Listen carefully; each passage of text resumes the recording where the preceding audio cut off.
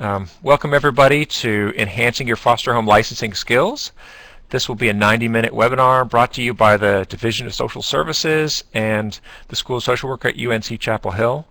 This will be an opportunity for you to hear directly from Bob Hensley, Nicole Jensen, and Rhoda Ammons, who work in the Regulatory and Licensing Services Office of the Division of Social Services.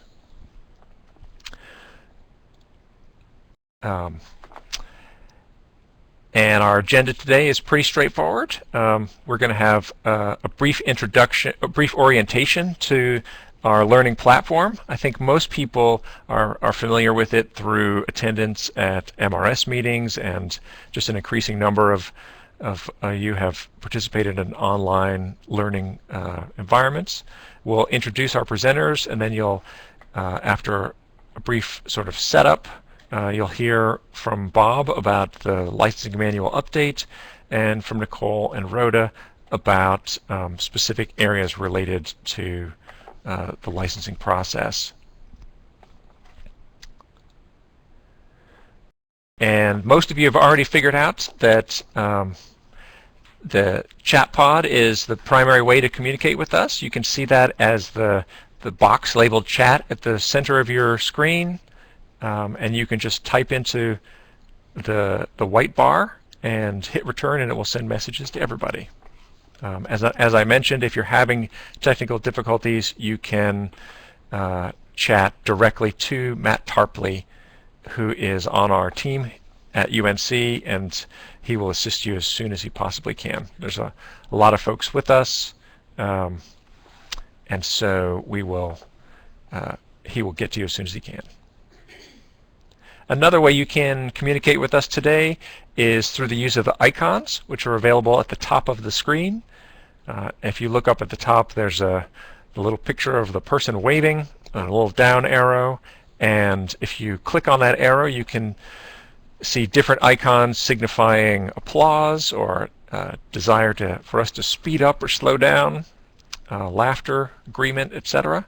And you should feel free to experiment with that right now. I'll give you an example. I agree. And of course, we always appreciate the applause if you feel so moved. And you can clear your status by going to that same icon and then making the box appear by clicking the down arrow and then clicking the clear status button at the very bottom of the menu.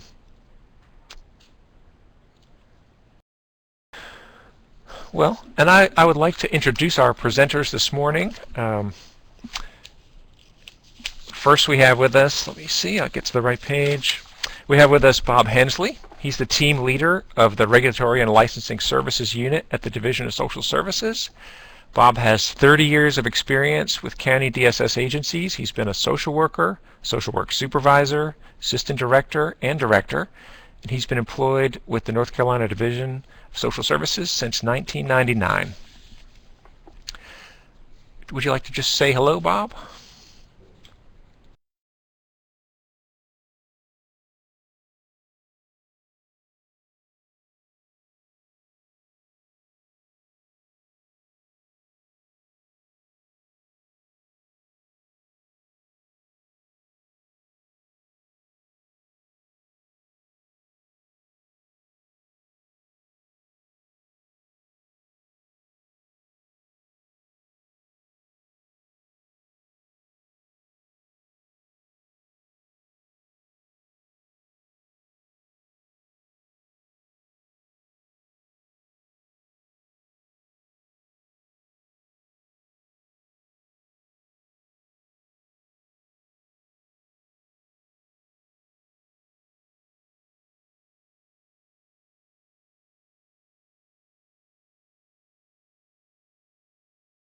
Sorry, folks, I think they might be having a little problem there. I'm just going to turn off my mic again, and we'll give John or Bob a chance to speak. Hello. Sorry for that difficulty. We're having our own little technical difficulty. Bob, can you get your mic to light up there? Is it green? Good morning, folks. amazed at the amount of participants that we have this morning. This is wonderful, and we appreciate your interest and hope we meet your needs today.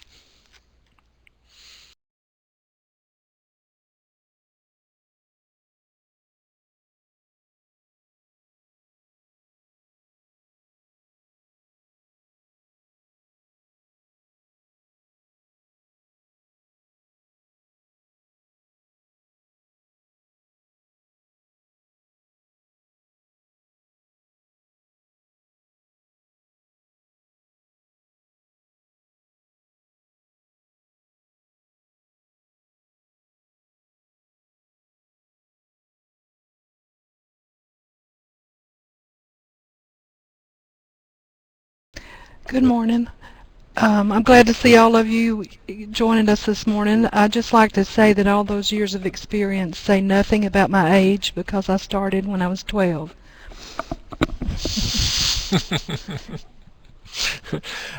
Thank you, Rhoda.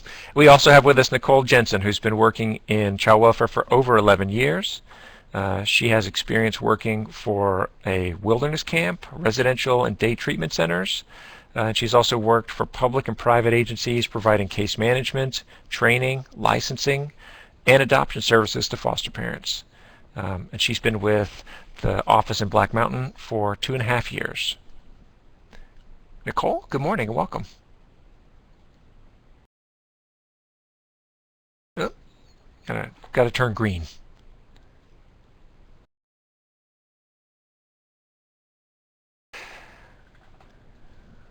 All right. Well, we seem to be having a little difficulty with our microphones here, but hopefully that will be ironed out shortly.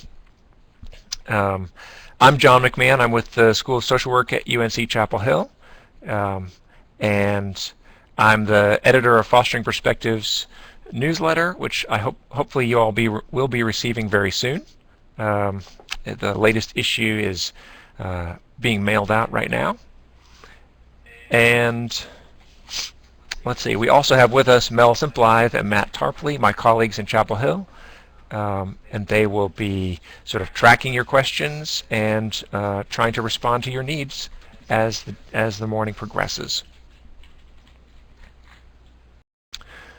And I think it's, I've mentioned this before during the opening session before we officially began, but the overall goals of this webinar are to save you time and make your life easier and do the same for us. And by us, I mean Bob and his staff in Black Mountain, who are responsible for all of the licensing actions that happen related to foster care in the state. And I think one thing that unites us all is our common goal of ensuring that children in foster care are safe and well cared for, and we hope that our time together this morning will take us closer to that goal.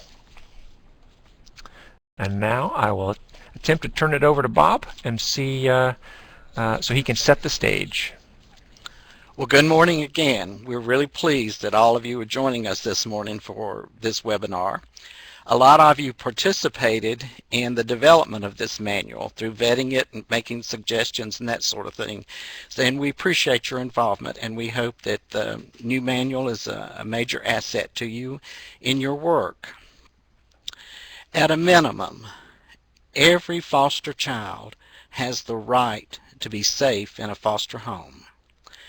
And when the public or private agency has recruited and studied the applicants and make a recommendation to us, it means that we've all done some good work and that truly children are not going to be harmed in the foster care system, but they'll have a positive experience.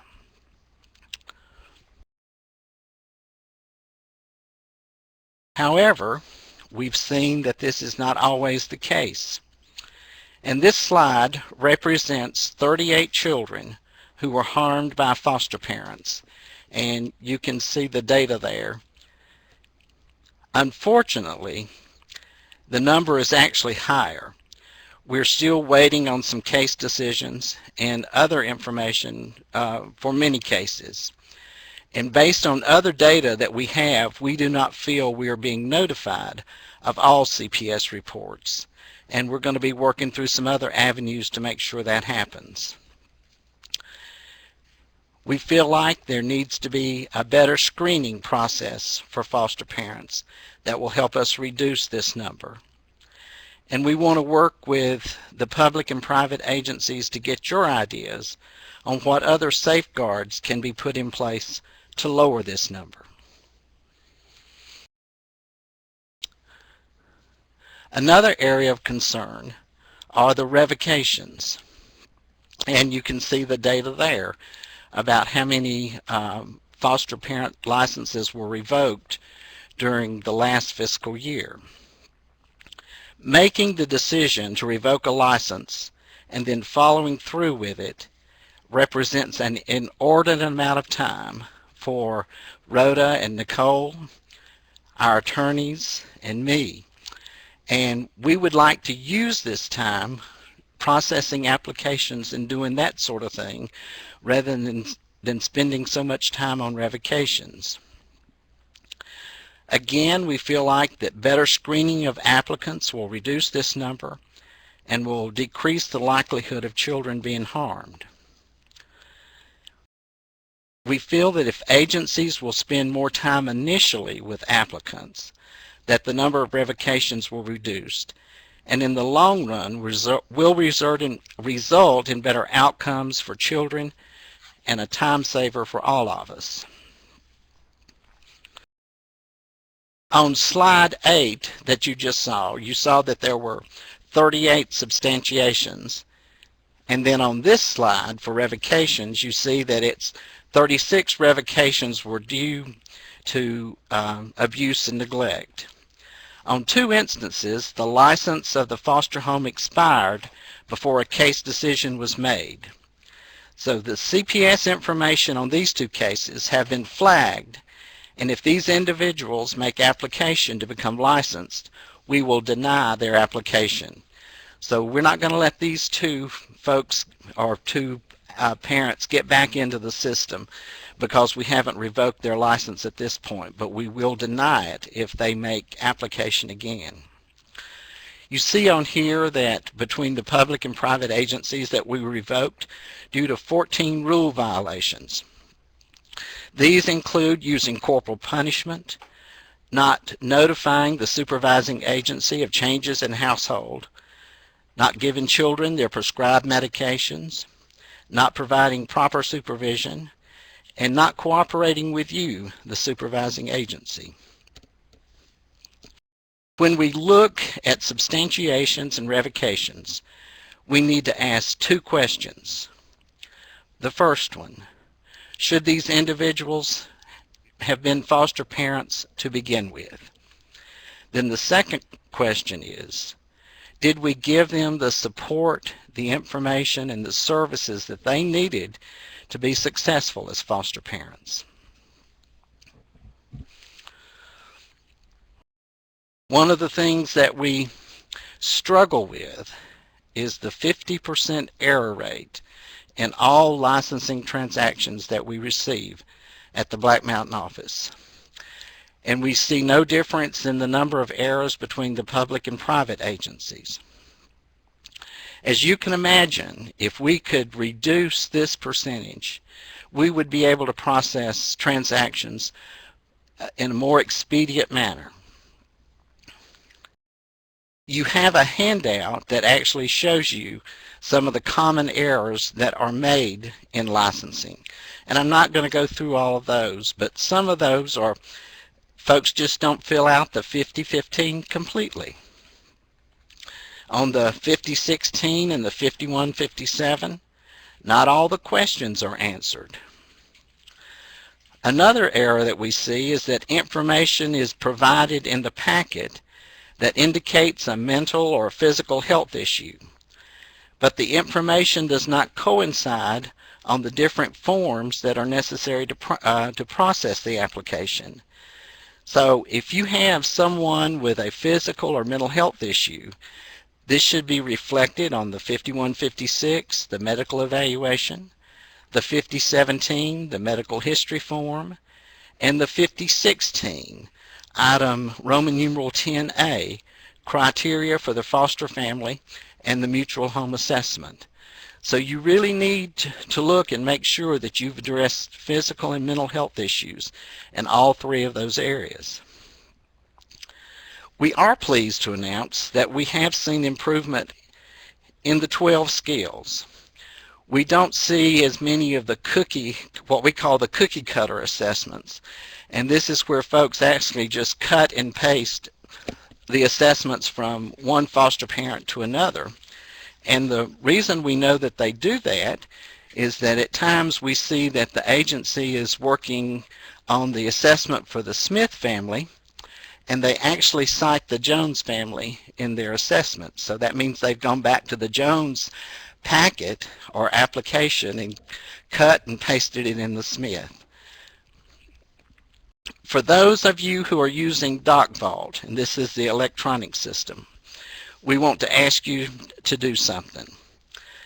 We really want you to use the forms that are in DocVault so that you won't have to scan these, and that's the 5016 and the 5157, the 5158, the 5159, and the 5160. You will still have to scan the signature, but if you would use these documents that are in that system, we think we'd see a faster processing time. For DocVault users, we ask you one more thing. Before you push the button to send the packet to us, close the packet and then reopen it yourself. Make sure the forms are in order. They're not upside down, they're not sideways. And make sure the documents are found under the correct heading. For example, do not put medical forms in the place for fire inspections. If these things occur, you're going to get the packet back for you to correct that area. Here again, I want to reference the handout and ask you to really look that over so that you can see for yourself where some of the errors are coming from. We ask you before you send either electronically or through the mail the packets to us that you second party review them yourself. And then we also ask that someone else in your agency second party review these, just to make sure everything is covered and all the questions have been answered.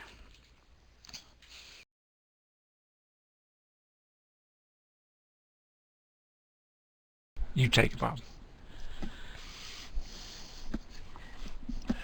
I think Bob would like to, thanks Bob. He'd like to tell us a little bit about the update of the foster home licensing manual, but first we have a quick poll for you. We'll be pulling it up here in just a second. There, I think you can probably see it on your screen now. If you would please just answer the poll to let us know whether A, you have read the updated manual, and B, if you know where the updated manual can be found. We have about 266 people logged in with us this morning, so I'll just pause for a moment as those who are with us are responding. But so far, a strong majority. If this were the election, it would be a landslide in favor of folks who have read the manual. 79% so far, and not surprisingly, most people who, since most people have read it, most people seem to know where to find the manual as well.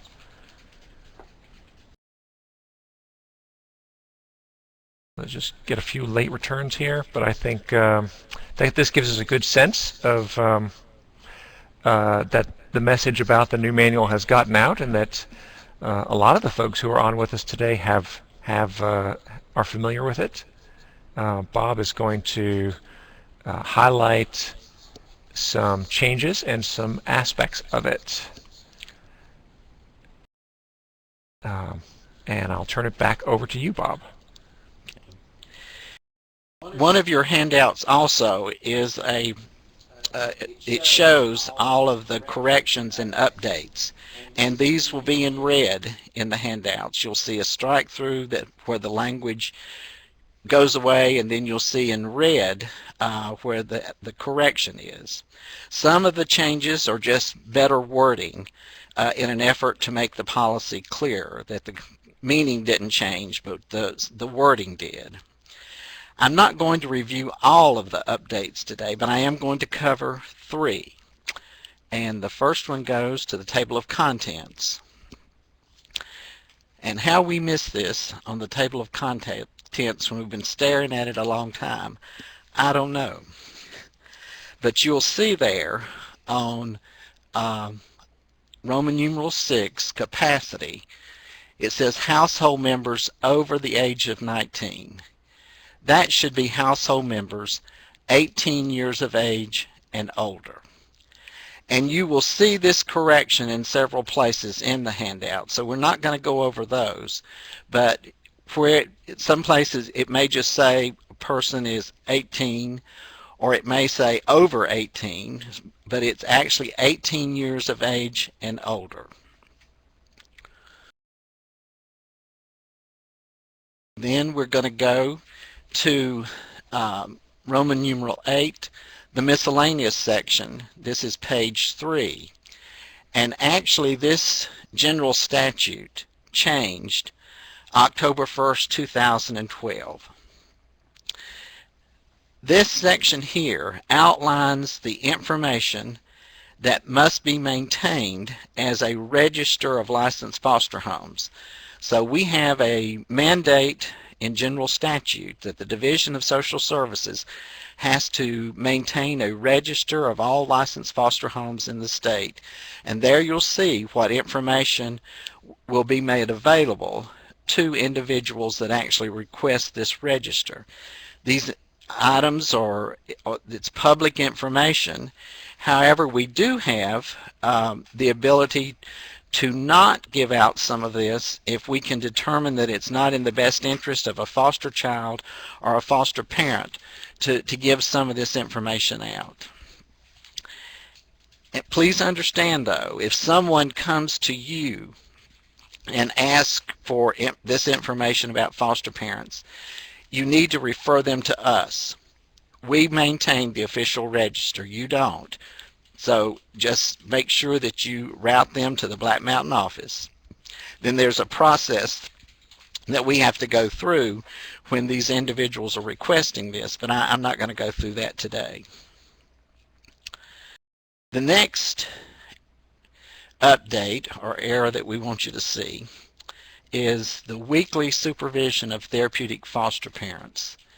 And this is in section 1100, page 44. And you will see there that it says that the foster child should be present during this time, and that's not true. This is, and how we missed that, I don't know, but we did. But it's the weekly visit with the foster parents. It's not a joint visit with the foster parent and child. So we want to make that real clear. This is the time that the foster parents are getting supervision and training, and information is being provided to them about the care of the foster child.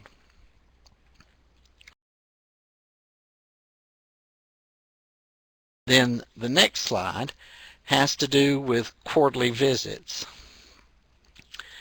We recently, in another webinar, got this the question, does it always have to be the licensing worker to do the quarterly visits?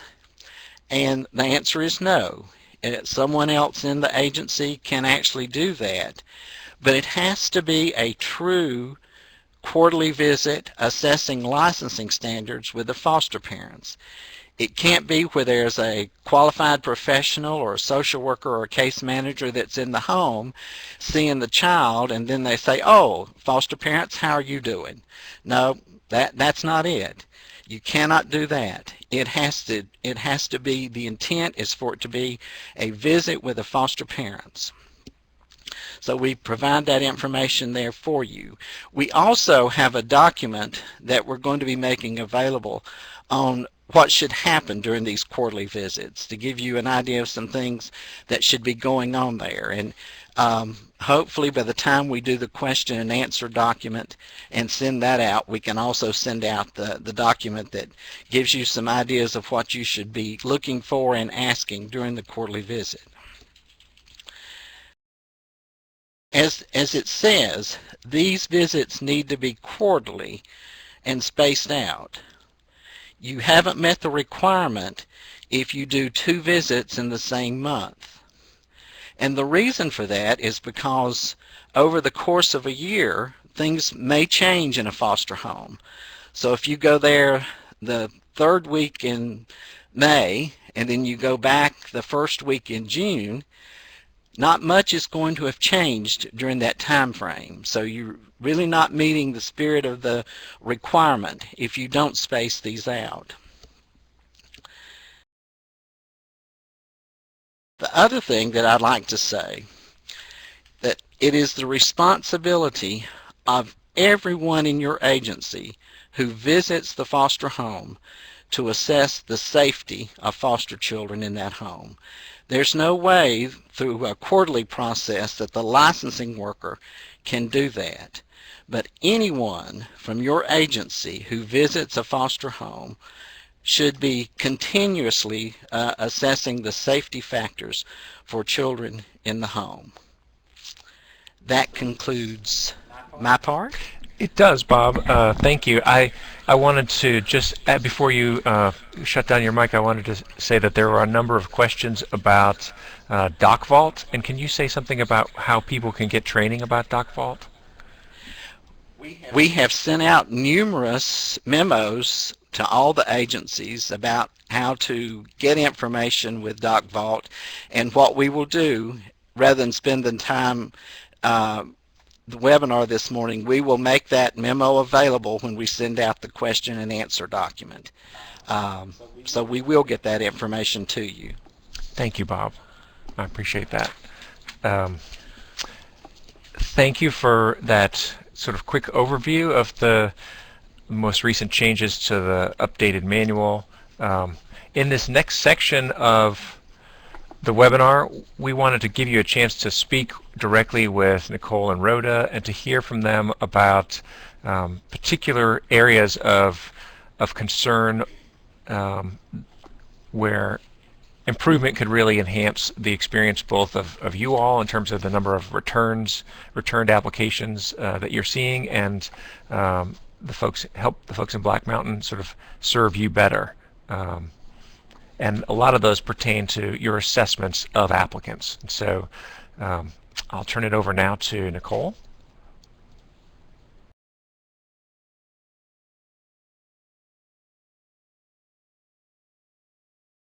Hello everyone. My mic wasn't working very well earlier. Let me know if you can hear me all right. I may have to do some adjusting. For this slide, as you can see on there, it talks about points to remember about foster parent assessments. And it kind of goes along with what Bob was talking about earlier, how important the initial assessment, interviews, all the time that you spend in the foster parent's home and when they come to your office. In the foster home licensing manual, section 800 provides a description of the 5 parts of the mutual home assessment process. This section also goes into detail and includes information that we're looking for in the family history section and how to assess the applicants for the 12 skills. In the family history section in 12 skills, we're looking for specific individual information about each applicant as well as their family members that reside in the household. When we're looking at the family history section, if we see that the worker just writes the applicant has a close relationship with parents and siblings, then you should probably expect that we're going to return the application, and we'll ask for a more detailed description of the applicant's life growing up with their parents and siblings and family members. Also, Bob kind of touched on this earlier as well. If we see in the family history section or 12 skills a name that does not match any of the other information in the application packet, then this gives us the impression that this is not an individual assessment, and there's probably some copying and pasting, and the application will be returned with some questions. So as we go over the next few foster home licensing topics, please remember these key points. Thank you. Thanks, Nicole. So we have 6 topics in front of us that we'd like to explore, and the first relates to single foster parents and new applicants or relicensing. And again, Nicole and Rhoda want to focus on the assessment process. And so if you could please use your chat pod and answer the question, what are the questions that you should ask of single foster parents in order to get a full assessment? Please use your chat pod. I see Shannon Williams is saying, ask about support system. Natasha Hawley is saying, ask about, dating. Who are your current relationships? Exploring how they handle stress. Who spends the night in your home? That's a very pointed one that is maybe gets at the heart of things a little bit more than general relationship questions, although of course you want to ask those as well. What do you do for fun? That's a good opener, because that's you don't know where that's going to lead. Questions about employment schedule. Are they looking to be married or date? Or if they're not in a relationship? Do you have overnight guests? Why are you interested in fostering? That's something you would ask of anyone who's considering.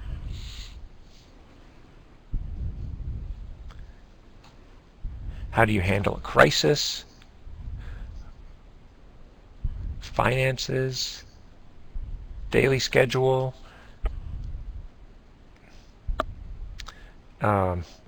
Clearly, there's a lot of folks on who've been doing licensing for a long time, because there is a broad range of questions that you do need to do to get a complete assessment. Rhoda, is there? Would you like to focus in on something in particular? This is one of the areas that we actually see the most questions and the most problems or issues is in single foster parents having people in their homes that are not reported, that don't have background checks, and the area we really wanted to focus on most about single foster parents, although there is a broad range of things that affects foster parents, is their dating relationships or frequent visitors in the home, and whether those are being reported. This comes to our attention in the Black Mountain office a lot, that we learn about someone living in the home that's not reported when the license transfers from one agency to the other, and the new agency mentions a person is an adult who's living in this home that has not been reported, or when we get a Child Protective Services report into our office, and the perpetrator is actually someone living in that home that has not been reported. This can happen with, of course, with couples as well as single people, but more often it does happen with single people, and it is a significant other of the single person. So that really created a need to put information in the manual so that people understood better what the requirements should be about frequent visitors in the home, including the time frames that this should be reported by the foster parents to the agency and by the agency to the Black Mountain office. We often have workers telling us that asking these types of questions is awkward and uncomfortable for them to ask people about their personal dating lives or about people who are in their homes that they have not previously known about. And one thing we find ourselves suggesting frequently to agencies is that they begin in their orientation or in their early training with folks, talking to them about the fact that their social lives affect foster children, and that this is information that is required for them to provide. If folks have a hard time with discussing these things with people, sometimes using questions that are hypothetical is a good way to begin that. Just talking, introducing it as a hypothetical question and asking people when they think it's appropriate to introduce a new person to their children, and whether they feel like it is appropriate if they have, if they're dating or seeing several people, that they bring those, that they bring them into the home. When do they feel like that it is appropriate for children to meet people? And this is not necessarily even people they're dating, but anyone. And sometimes the visitors in the home may be relatives, extended family members, or somebody else that has not been reported, and those folks turn out to have criminal records, or may actually be disciplining children and end up as perpetrators in some of our CPS reports that Bob mentioned earlier. Foster parents should be trained that they should report before they allow somebody to move into their home, that they report this to their agency, that they talk about it, and that the agency is able to make a criminal record check on somebody that's moved in. These folks are listed as household members. If this is a significant other, or if the foster parent gets married, then that other person has to be licensed as a foster parent. That is, has been in our rules consistently. Sometimes someone over 21 might be listed as a household member and not be licensed, but that is not the folks that are significant others of the foster parent. That is a requirement that they be licensed. All household members that are over 21 have to be, or actually over 18, have to have criminal record checks. And another important point, and one thing that comes up often with us, is that folks want to add a foster parent when a foster parent gets married or moves somebody in. They want to add them as a foster parent. Marrying a foster parent or moving in with a foster parent doesn't make you a foster parent. Those folks have to apply themselves and have to sign a DSS 5016 and go through the same process as the original foster parent did. And this should happen before they move into the home. If in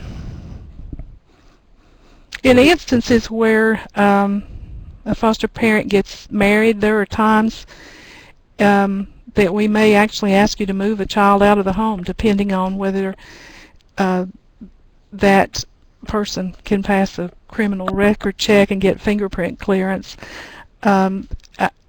we know that sometimes foster parents make decisions and don't tell agencies, but it's really important that you maintain a good relationship with foster parents so that they're reporting significant events in their lives, and that this is not a secret that they would tell you if they move somebody in.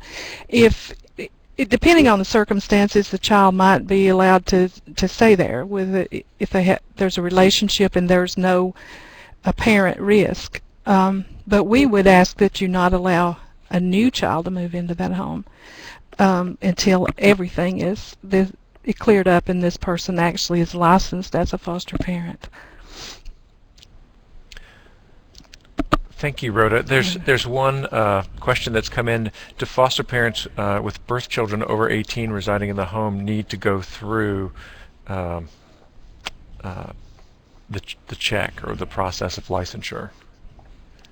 They need to go through a criminal record check. They would not actually license their own birth children until they're 21, and if they are actually parenting. But yes, when foster parents' children turn 18, they need to send a change request to us, adding that person as a household member and doing a criminal record check on them, including the fingerprint check.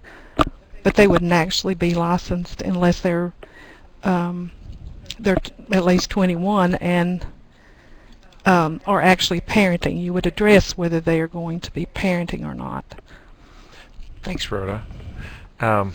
Let's move on to our next topic, which relates to criminal histories.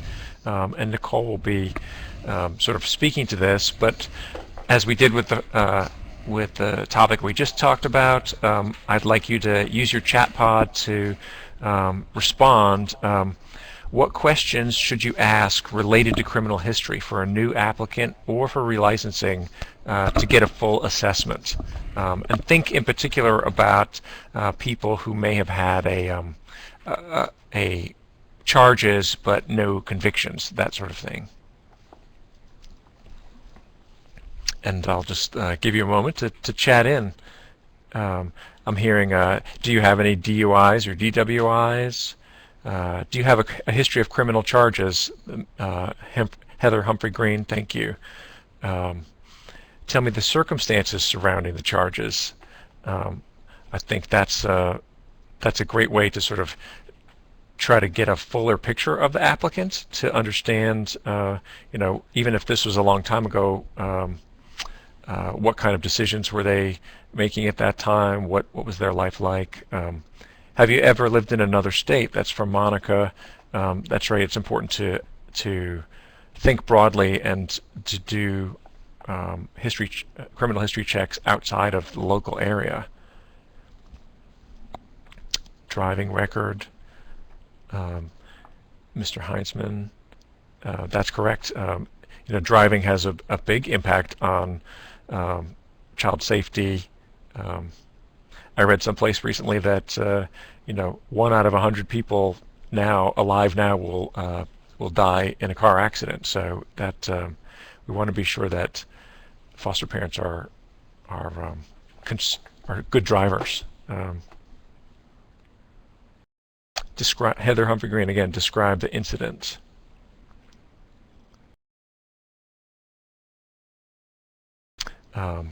Nicole, are you ready? Would you like to speak to this?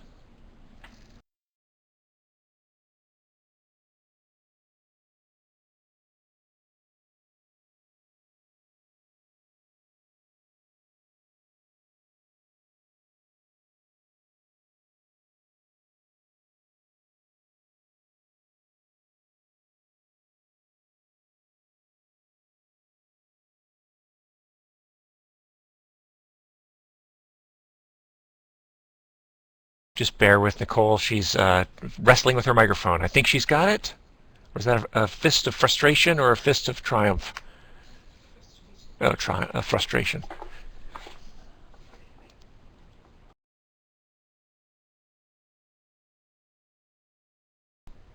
All right. Nicole, any luck? All right. Why don't you come over here? Why don't you just come over here?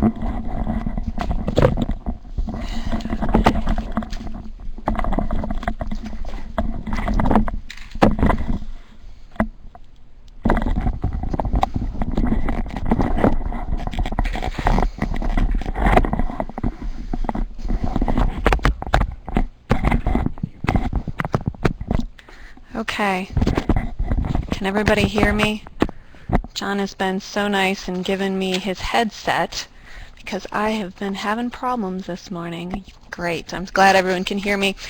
You know, honestly, I'm supposed to talk about this criminal history section, but there were so many good answers earlier to John's questions that I almost feel like I'll be repeating myself. And it makes me so happy to see all that. But the policies about our about criminal histories are located in the Foster Home Licensing Manual in Section 800, page 9, as well as Section 1100, pages 43, 57 through 66. And throughout this entire webinar, I'm going to be referring everybody to these sections because all the information is there. Some of the things we want agencies to do is that during initial interviews with the applicants, taking time to talk about criminal histories, let the applicants know that all charges and convictions will need to be reported to the division and documented on the application with an explanation. When the worker is documenting the findings from the background checks on the applications, you'll need to provide the date of the charge, and the disposition. In the explanation of findings, you'll need to document the circumstances that led to the person being charged, how they plan to avoid it in the future. And there is an example of the manual on how to write this up. Also, I wanted to provide some examples of some things that come up. One of the things that a charge that comes up is carrying a concealed weapon. Sometimes this charge is dismissed, and that is not necessarily the answer that we want in the explanation of findings. We want a description of what led to this person being charged with a concealed weapon.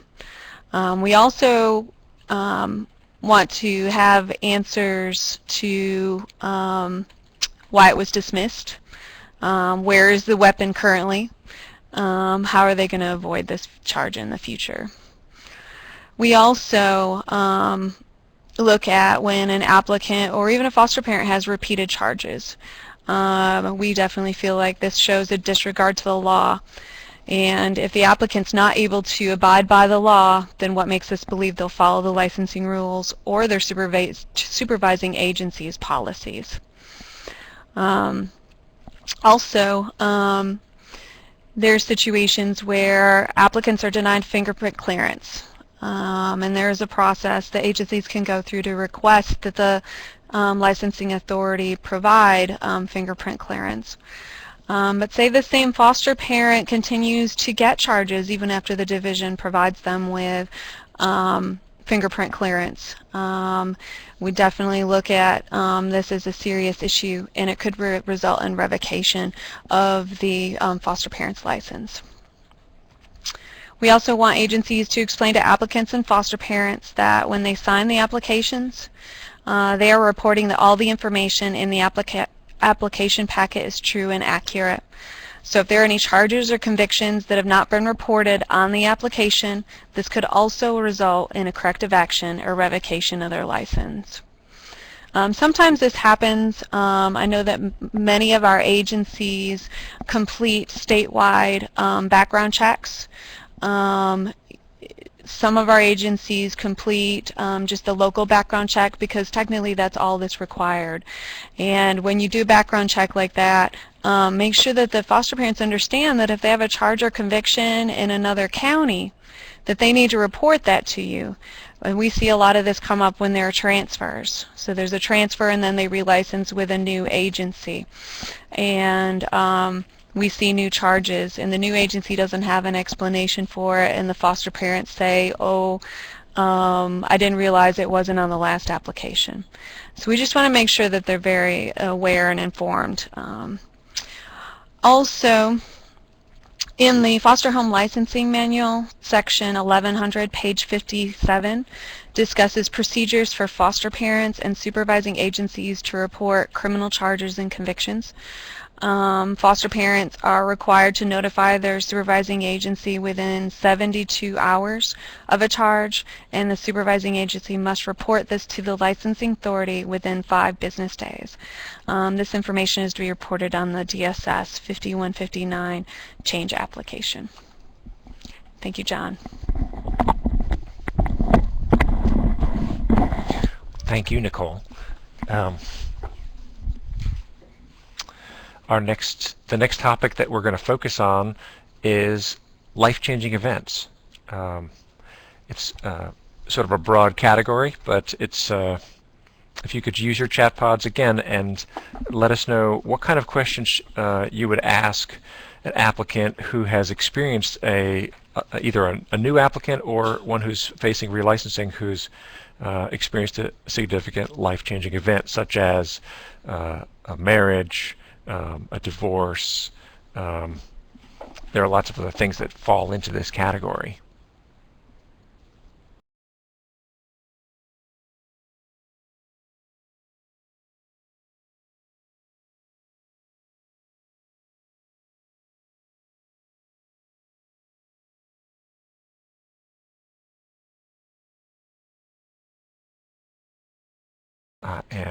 Let's see.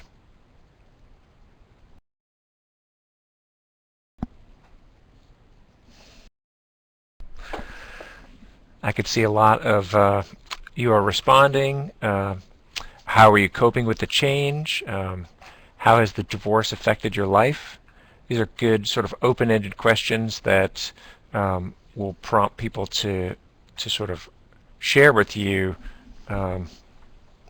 how the recent event has affected or could affect their ability to care for kids. Report any changes, ask people on an ongoing basis. Jennifer Fowler says any changes in employment or changes in health. And health is a big topic, as Bob mentioned earlier, a big concern, and we'll be zeroing in on that. Carol Bagwell mentions the death of a biological child. It could be a child in the home. Of course, that would be something that you would know about right away, but it could be a child who's grown and living elsewhere, but that could have a big impact. Rhoda, would you like to speak to this topic?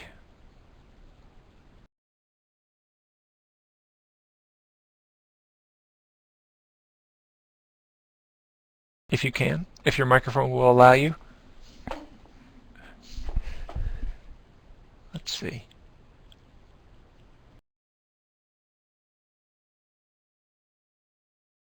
Well, Rhoda, why don't you just come and try my microphone as well? Oh, she's going to use Bob's. All right.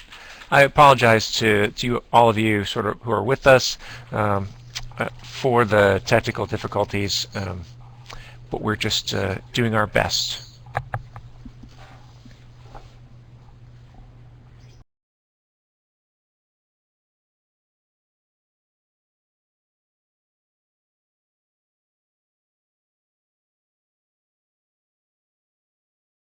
Okay. I think some of those were really good questions and good suggestions.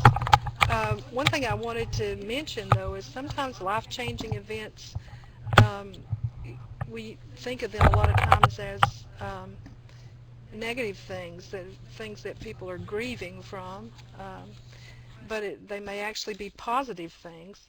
Birth of a child, a pregnancy, other things that cause a life adjustment. I don't know if I get louder.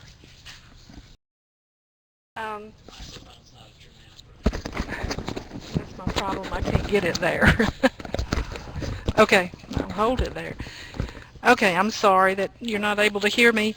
Any kind of life-changing event is important, whether it's a negative thing like a death or a positive event. And we need to remember that our priority is the children, and that these children are suffering losses and instability in their own lives. So the foster parents need to be at a place in their lives where they are stable and can provide that stability to the children.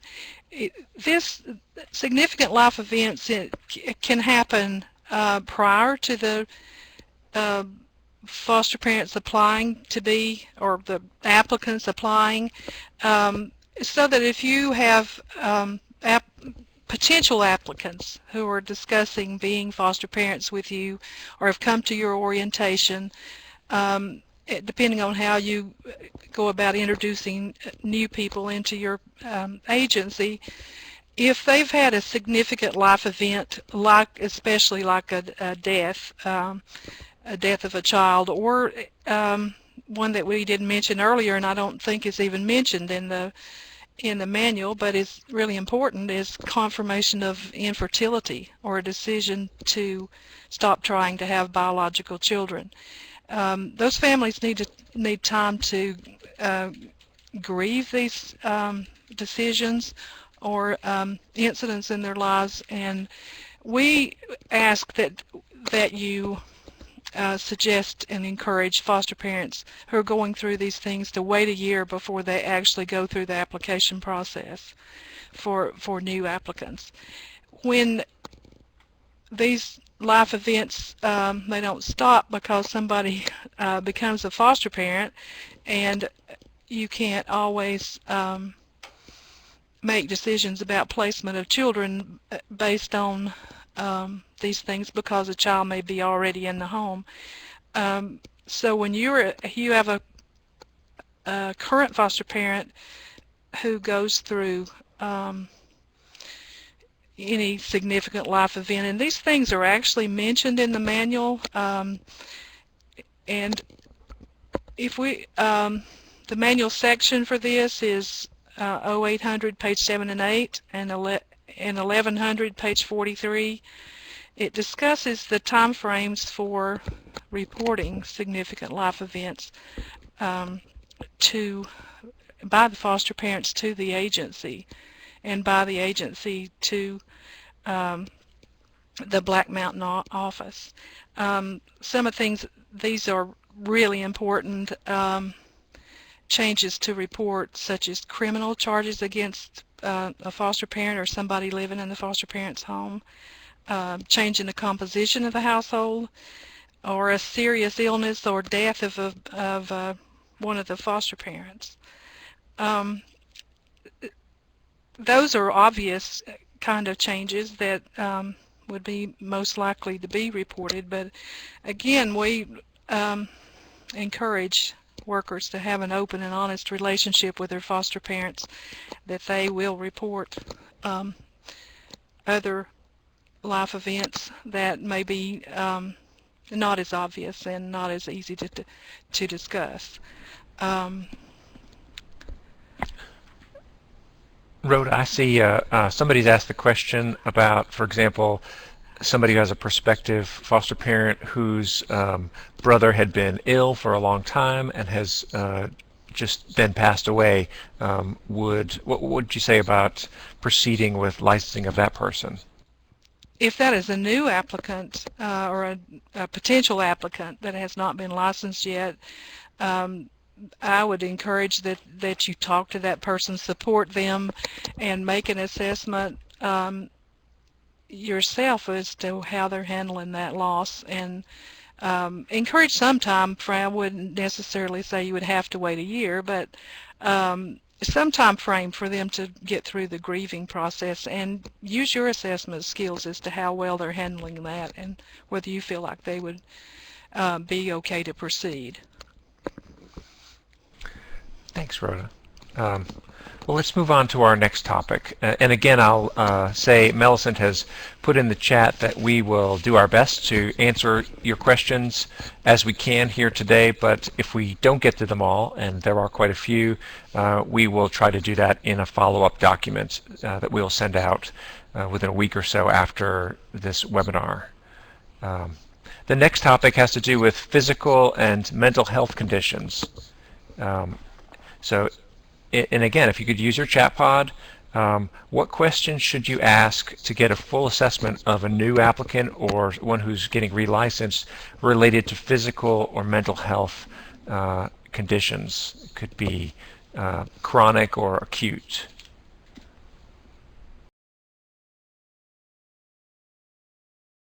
And I'm seeing questions like, are you taking medications, or have you had medications prescribed to you?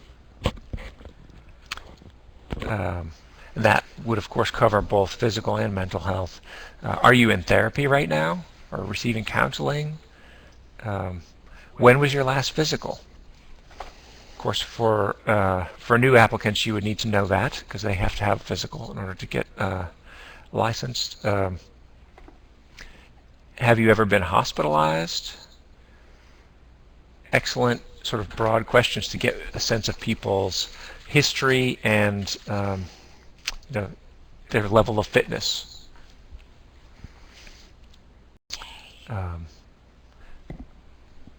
Let's see. Nicole, do you want to speak to this?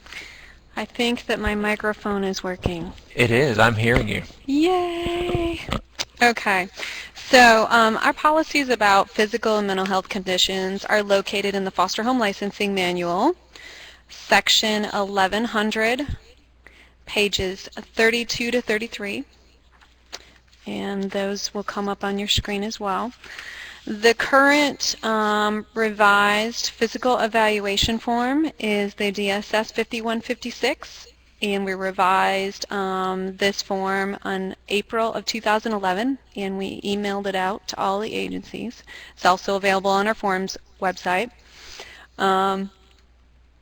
This form is required to be completed by the applicant or foster parent's primary care physician. We get a lot of questions and we get a lot of information about family physicians versus urgent care physicians. The physical and mental health of a foster parent significantly impacts the care that they provide to a foster child. The supervising agency is responsible for talking with the applicants as well as the foster parents about their health conditions that they have listed on the DSS 5017, which is the medical history form, or that has been listed by the physician on their medical evaluation form. The supervising agency is also responsible for monitoring the health of their foster parents during licensure and being aware of what's going on in their life. The supervising agency needs to ensure that their applicants and foster parents understand that the DSS 5156 needs to be completed by a medical professional that is familiar with the applicant, the foster parent, and their families. This helps the agency address any health conditions that may affect the care of children, as well as so that we are aware of their health history and it can be correctly documented in the foster families file. We have received many physical evaluation forms that were completed by an urgent care physician. And in the 4 areas on the form, the physician has written as reported by patient. And we can't accept these physicals because this is a self-report by the foster parent. It's not based on the physician's knowledge of the applicant or their knowledge of the foster parent's health history. One of the reasons that we have this policy is because we've had urgent care physicians contact our office to express their concerns about completing a physical evaluation form when they have no knowledge of the patient's medical history. Or they have discussed that they've had concerns about the person's health, but they had no way of ensuring that this person followed up when they recommended it. Also, on the physical form, if a physician has written recommendations or requires follow-up for appointments for medical conditions, the supervising agency will need to ensure that the foster parent or family member has followed through with it. There needs to be some sort of documentation in the application packet that the recommendations were followed in the results. If we do receive a physical evaluation form that the physician has written, follow up with a primary care physician, then we will be looking for that follow-up in the packet. In a case that a foster parent or household member has a mental health diagnosis, we have seen some improvements in the submission of assessments completed by the agency worker to determine the stability of the parent. We do recommend that if your agency has an applicant or foster parent that has a mental health diagnosis, that you meet with them and talk with them about it as part of the assessment, and also have contact with the physician or treating therapist to get information about how this will affect their ability to be a foster parent. You can submit documentation from the physician or therapist with the application that discusses the person's stability and ability to be a foster parent. Thanks, Nicole. Looking at some of the questions that have come in while you were speaking, one of them is, so what is an agency to do if an applicant doesn't have an ongoing relationship with a healthcare provider, so they don't have a physician that they've been regularly seeing? They have to start someplace. What? I would ask why. Why don't they have a, ongoing physician? Have they never had any medical conditions? That's another part of the assessment piece. So if somebody were just healthy as a horse and didn't have the money for, or whatever, if they made the personal decision not to receive health care, is that just something that the agency should document on the application? Yes. Yes. Okay.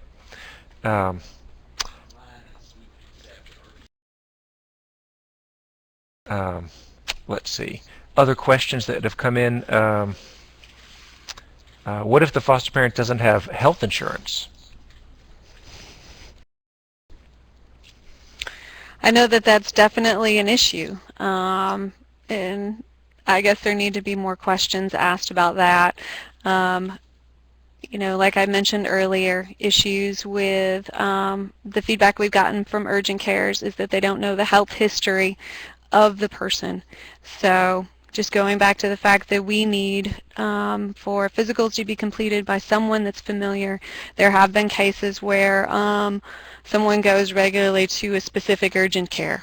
I've gotten feedback. I've even been able to look through the file and seen that they've been to the same urgent care during several relicenses.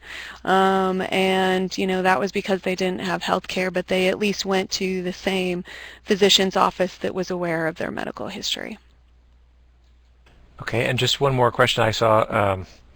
I think somebody was saying that they had received a physical that was done by a chiropractor.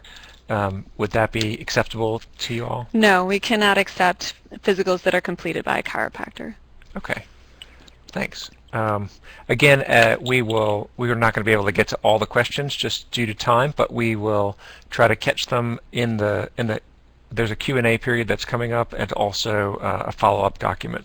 But now on to the next topic, which is young applicants. Time for the poll. Let's see. Melson, are you preparing the poll? Thank you. There will be a poll here asking you a question related to young applicants.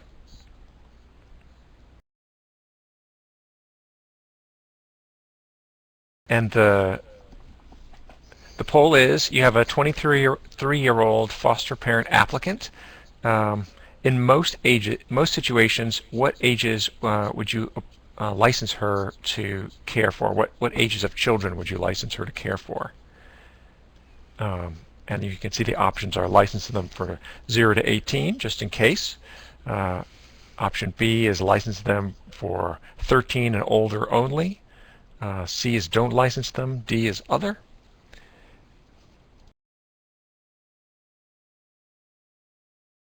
Let's see, and we're getting some good responses here.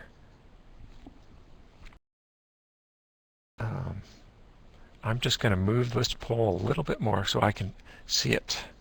So we have good response. They're still coming in, but the majority seem to be choosing other, which I think is the right answer. We will we'll confirm that with Rhoda. What do you say, Rhoda?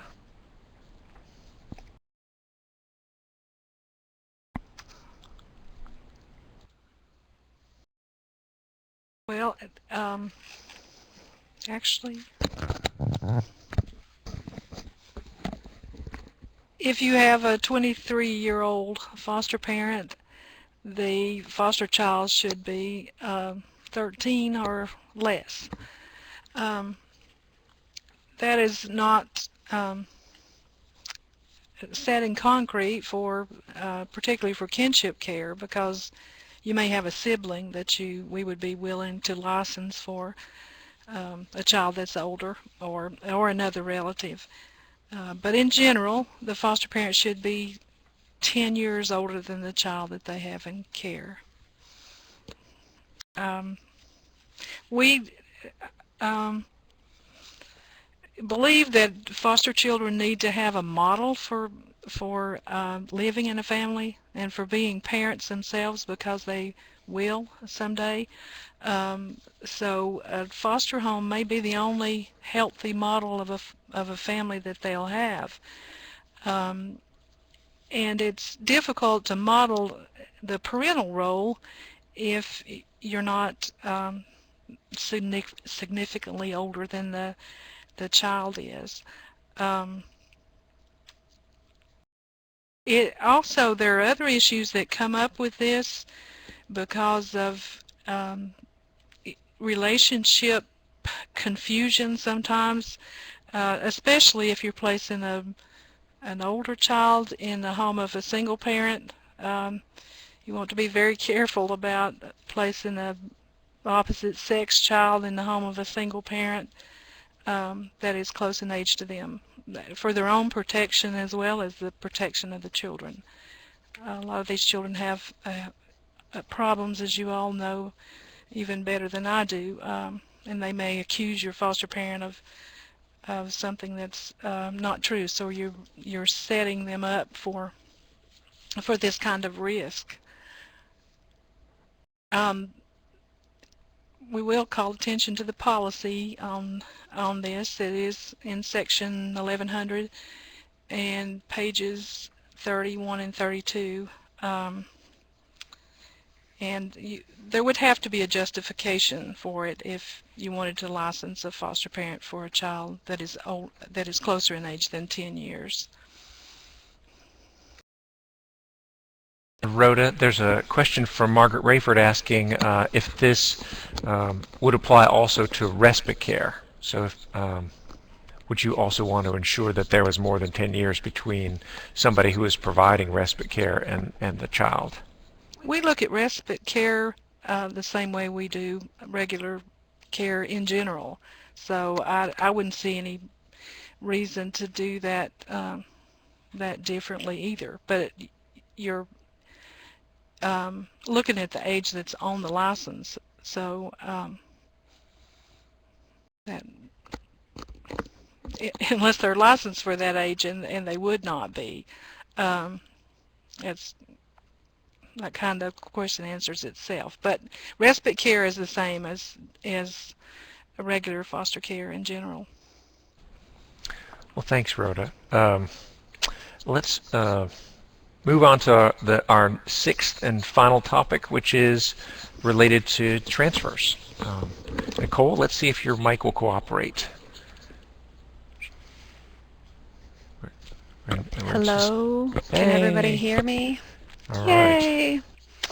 Okay, so the policy that I'm going to talk about is the transfer policy of foster care license. This is in the Foster Home Licensing Manual. You'll see it up on your screen, section 700. Licensing Regulations and Procedures, pages 13 to 17.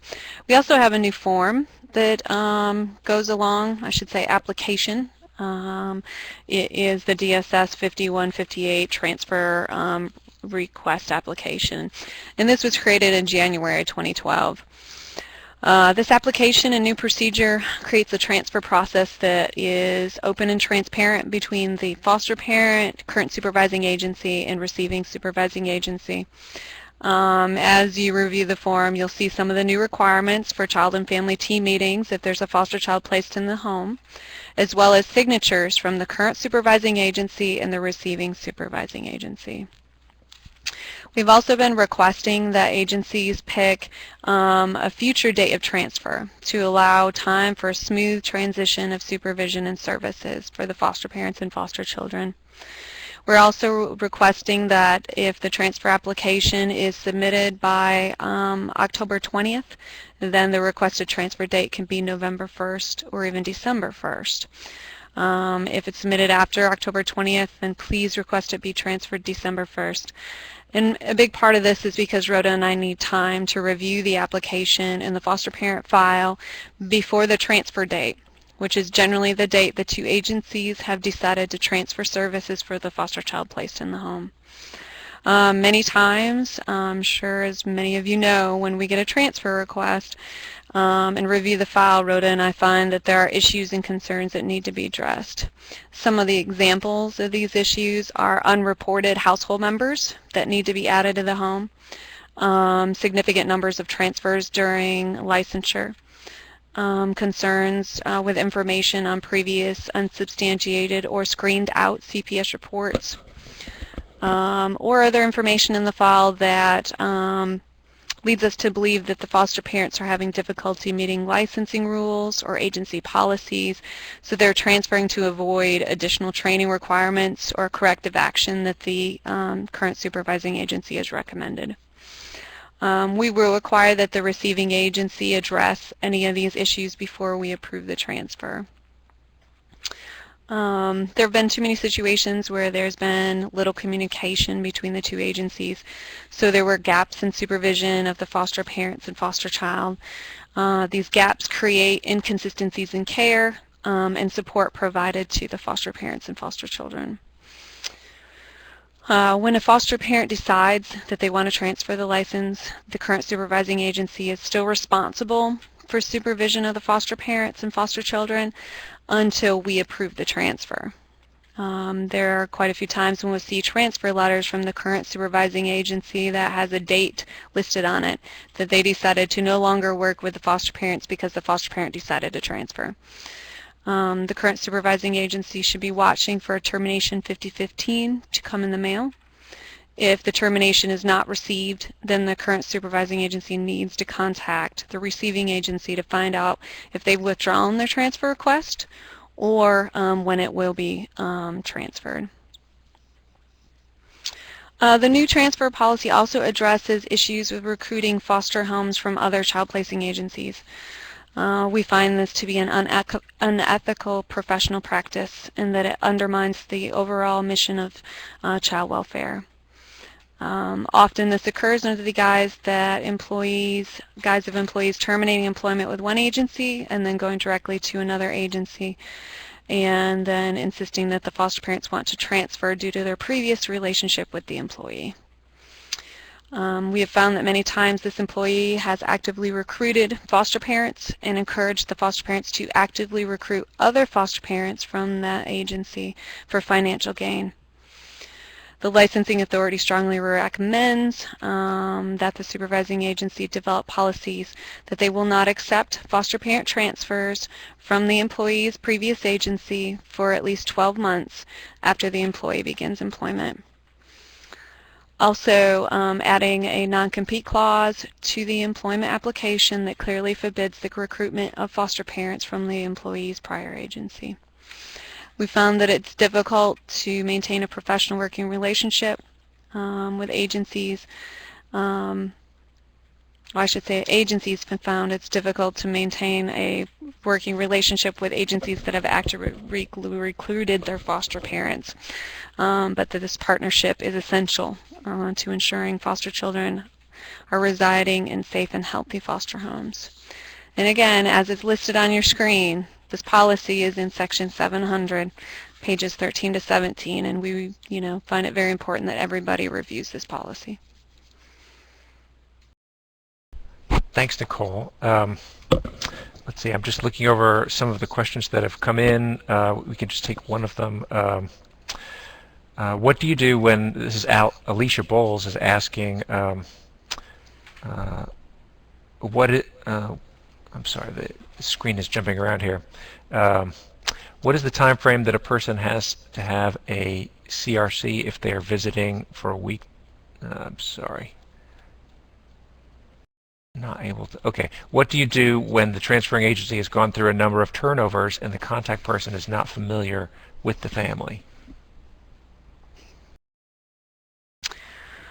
The transferring agency. So does that mean, I guess I'm a little confused by the question. Does that mean that when you're trying to get information from the current supervising agency and they don't know anything about the foster parent, there has to be someone at the agency that knows something about the foster parent. The foster parent has a file. There are notes in the file.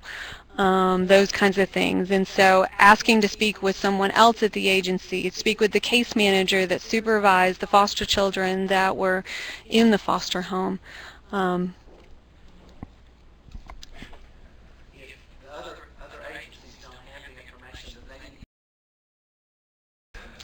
Yes, so Bob's mic isn't working because we were having some problems with mics, but his feedback is also if the current supervising agency does not have the licensing information or any feedback about parenting experiences with the foster parent, then they should go through the whole licensing assessment process with the foster parents if they want them to be transferred. Thank you, Nicole. And Bob. Yes, thank you, Bob. Give credit where credit is due. Well, this webinar runs till 12 o'clock, and we're in our last 8 minutes, and so we're going to wrap up. As a way of sort of reflecting back on the material that we've covered so far, I'd like to ask you to use your chatbot to think about implications for practice. What things have you learned today that will be helpful to you in your work as a foster home licensing professional? We are very interested in making sure that these events are helpful to you, and so your answers will be of keen interest. Shannon Hayslip Williams says she appreciates the assessment questions.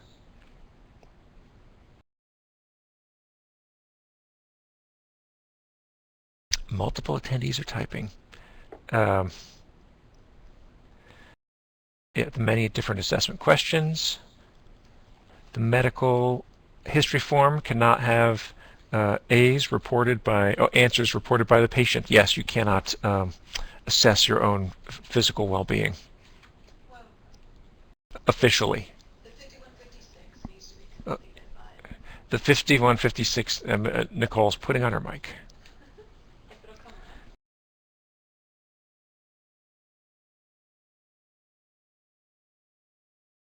Yes, there's a delay.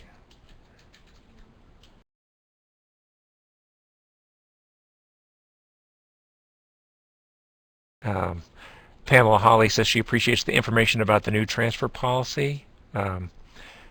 Zoe Play says licensing younger applicants, that information was helpful to her.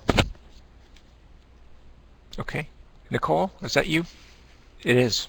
Am I on? Yes. Okay.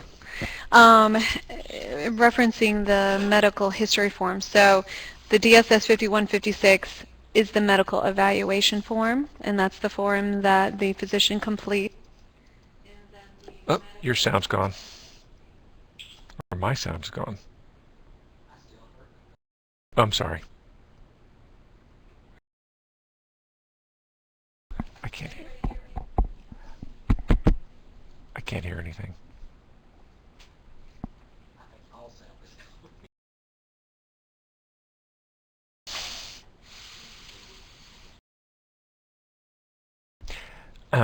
Hello, this is John McMahon. I'm wondering if yes, you can hear me. I just can't hear myself. My own sound is down. Apologize for that. Let's see. Do you have remaining questions that that have not been answered, or that you still have questions about the licensing process in North Carolina that you'd like us to consider. Reminding you that as you respond to that question, that questions related to Doc Vault will be will give you information about how to get that training and get those answers later on. We'll do that through the follow-up document. Am I on? Yes, you're on, Bob. I see the question about the weekly supervision. The manual does say that the weekly supervision should take place in the foster home. And that's because that's the place that's most comfortable for the foster parents. That's the place where interactions are taking place, etc.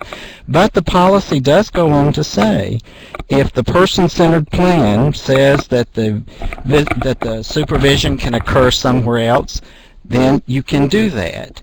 But what we are getting at is that the supervision needs to be planned. It needs to be focused solely on the foster parents. So if you have foster parents who are coming to a team meeting or a child and family services review, and then you say, oh, and how are things going at home? That's not weekly supervision. That's what we're trying to avoid. It is specific time with foster parents to get training, information, and support about the foster children that are in their homes. So yes, it can occur somewhere else. We do not think that's the most profitable thing to do, or we think the supervision will actually be better in the home of the foster parent. But if the person-centered plan says it can take place elsewhere, it can. We would strongly discourage anyone for all of these visits to be taking place somewhere other than the foster parent's home. Thank you, Bob. I'm afraid we don't have more time for additional questions. I regret that, but I do want to be sure that you all know how to take the survey and to get credit for participating this morning. I'll open this by saying that to get